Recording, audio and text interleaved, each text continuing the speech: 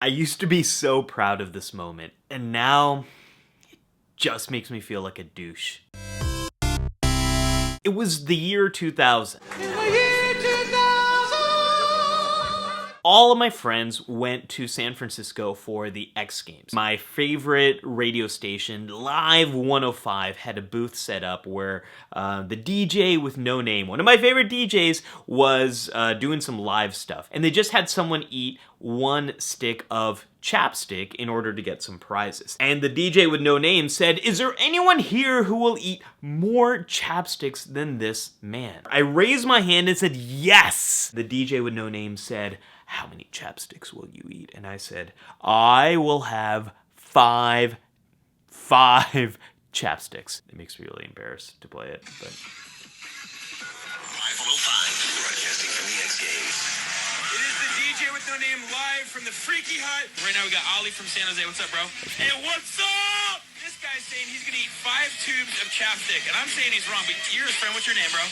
Alex. And you said you've seen him eat poo before. Yeah! I had it eat poo before. I've got the whole video on YouTube. I'll put a card up if you want to listen to the whole thing. Any last words? No, I just want to see if I don't make it. What's up, Michelle? Jay! I want to give a shout out to Michelle since she was recording this. Live 105 is his. Whatever he wants to do. Here we go. The chapstick is in his mouth. He's chewing. How's that taste, brother? Tastes hella good, dude. He's hella good, dude. Oh my god. Have you done this before? Have you done this? No, dude. You gotta look at this way, man. You're never gonna have chapped lips again. Probably not a chapped ass either, dude, when it comes out the other end. Here's number 3. It wasn't that bad. Are you swallowing that now? Let's get a mouth check. You gotta take that down, bro. Whoa! That's my cousin John. He's like, "Let's go, let's do this."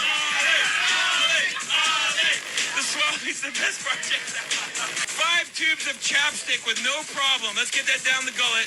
Challenge. That's the DJ with no name right there. You are disgusting, That's me. man. I don't know who that is. For this guy. Good God. The ladies are speechless. Have you ever seen anything like that? Oh, he asked her, yeah. No. Do you want to try it? No. Would you ever go out with this man? No. Ali, the radio station is your man. Congratulations. A shout out to everyone at Prospect. That's What's my up, high school. Michelle? What's up, Jeff? What's up, Bobo? What's up, Nuan? What's up, Eddie? What's up, everybody? It's all about Seniors 2000. And now here's a Metallica I Disappear off MI2. Better stop that before Metallica pulls this song off YouTube. I wasn't even class of 2000. I was a class of 2001. I don't know why I made that mistake. If someone challenged me to do something, I had to do it. I was like Marty McFly in Back to the Future. Said no. What's wrong, McFly? Chicken?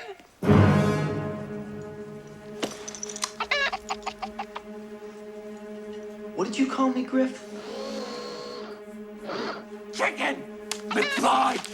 Nobody calls me chicken. I know part of that is being a teenager. Your frontal lobe is not fully developed. You're not really thinking about consequences. But there's something more here. I would say yes to doing stuff that my friends didn't say yes to. If I was challenged, I had to do the thing. Why? To answer that question, we have to go way back. My hero growing up was Zack Morris. I wanted to be like Zack. I wanted my hair to look like Zack's hair. I still try to have Zack's hair. I wanted his sweaters. I wanted his gigantic cell phone.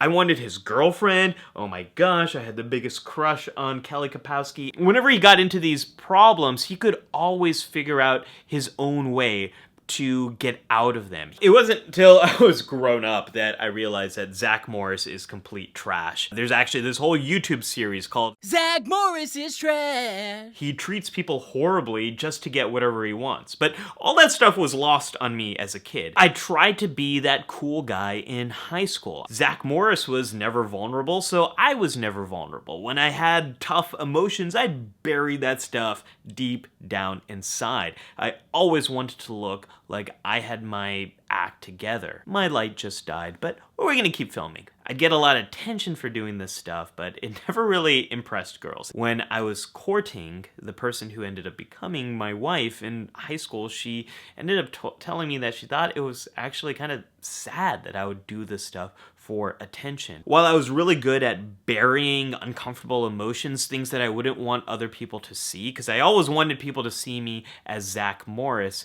I would bury those emotions, and that had really bad consequences, especially when it came to anger. When I get really angry, I might throw things or hit things or say horrible things to people. It would be like I was never angry, and then I would just kind of explode. In fact, I did that once to a friend of mine in grad school. I'm sorry, Rush, for totally blowing up in your face that one time. That was really bad. This is something that is really unique to masculinity. Psychologists call it precarious masculinity. To be a man in this culture, you have to continuously earn, protect, and defend your status as a guy. This doesn't really happen to women in our culture. It's why anytime someone challenged me,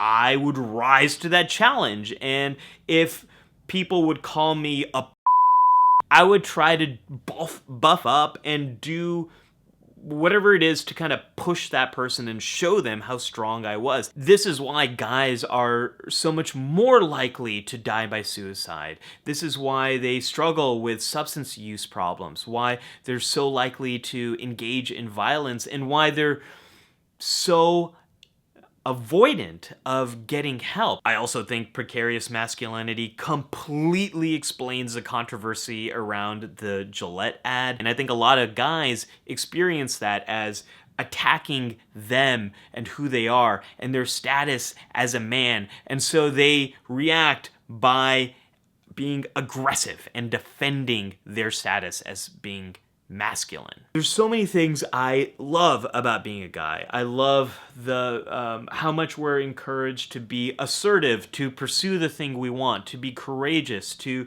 be leaders. I love all of that stuff, and I've benefited from all of that stuff. That's why I think it's so amazing that the American Psychological Association just came out with these new guidelines on how to help boys and men. The guidelines are all about how to overcome some of these difficulties that boys and men have about being vulnerable, and to nurture the qualities of courage, of leadership, of assertiveness that will help men to overcome problems that they experience. Have you experienced anything like this? Have you struggled with being vulnerable as a boy or as a man?